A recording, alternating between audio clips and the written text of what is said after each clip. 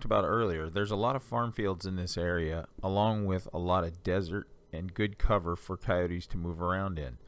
So we decided to work this area, looked at it first from Google Earth, which is what you're seeing here, to decide what direction we wanted to come in from and how we wanted to set up. So again, the wind is coming in from our left, and we've got a road over there to our far right.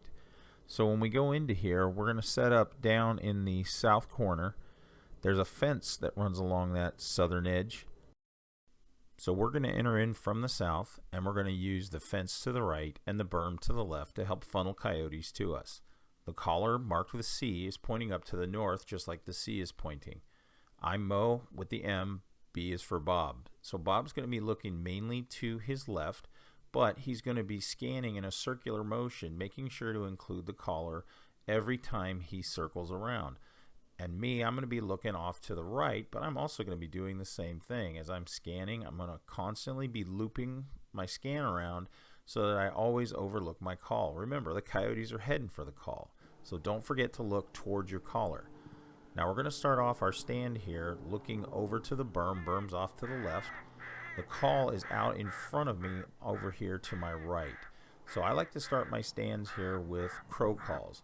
Crows are really good resources for calling in coyotes because crows are going to find things to eat. So I always use crows to help me set up my stand. Now we're going to start playing some rabbit calls because I want the coyotes thinking that the crows have found an injured rabbit and are starting to try to eat it, peck at it, and the rabbit is obviously screaming in pain. I'll go back to the crow calls periodically, and as you can see, it's pretty common for us to call in crows, and crows are a good early warning system for us because a lot of times the crows are going to circle the coyotes as they're coming in.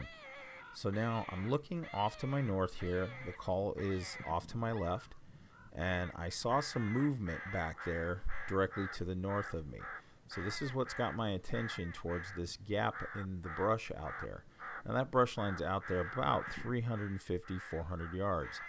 And here comes another crow, so this is really drawing my attention now because that crow has been going back and forth and circling around. So I'm thinking that there must be something that crow is watching. And now more crows are coming in. So I definitely think that there's something back there. And again, I did see a flash of movement up there into that gap earlier. I don't know if I caught it on the camera, but I definitely saw something move up there. So that's got my attention, and that's why I'm spending so much time looking towards that gap. Keep in mind, the wind's coming in from our left. So I got a hunch that something's going to be coming in here and trying to get to that call. And so I'm paying particular attention to this gap to see if whatever I saw is still back there. At this point, you've probably noticed that I've changed up calls several times. I usually like to run a call maybe 2 to 5 minutes, and then I'm going to change it up. I mix in a lot of bird calls. I mix in rabbit calls. So on this stand, I started with crows, and that's going to bring in crows that are in the area. They're going to help me because they're going to make their natural sounds. And then I rolled into some jackrabbit calls, and I've been playing those for a little while. Now I've rolled into some cottontail calls.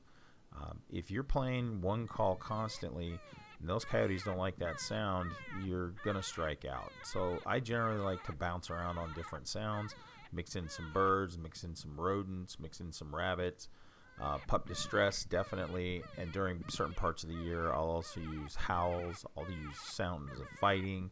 I've even used fox calls to bring in coyotes. I'll make gray fox distress, and coyotes like to come to those. They'll fight and kill foxes. So at this point, I've seen a lot of activity. I've seen crows, and I did see a flash of movement out there, and it was out there quite a ways. It was about 600 yards out when I first saw it. So now it's got my attention towards this gap out here. And again, that brush line out there is about 300, 400 yards out.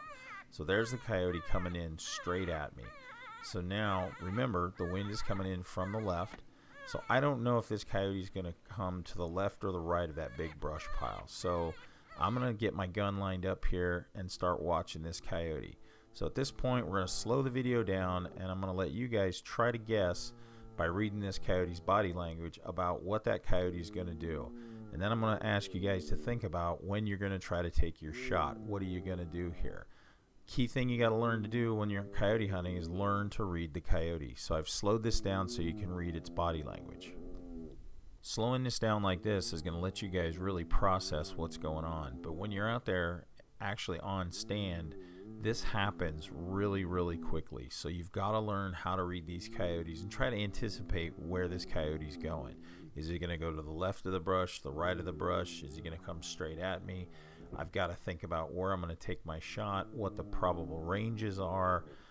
When I came in, I sat down. I kind of get an eyeball for the different ranges out there. I may actually use my rangefinder and range out and try to figure out the most likely possible shots that I can take.